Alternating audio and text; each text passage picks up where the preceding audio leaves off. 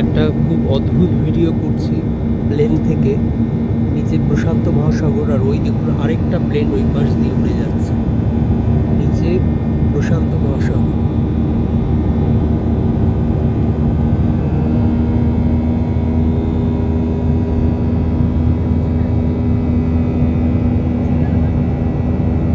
কিছু বোঝা যাচ্ছে না মনে হয়। ওই প্লেনটাকে যদি দেখাতে পারতাম তাহলে একটু বোঝা যেত।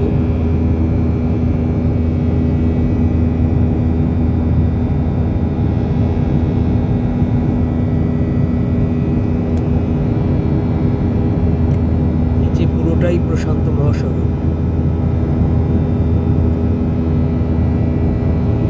আর ওই যে দূরে একটু পাহাড়ের মতো, ওটাই লস অ্যাঞ্জেলেসের শেষ সীমানাটা।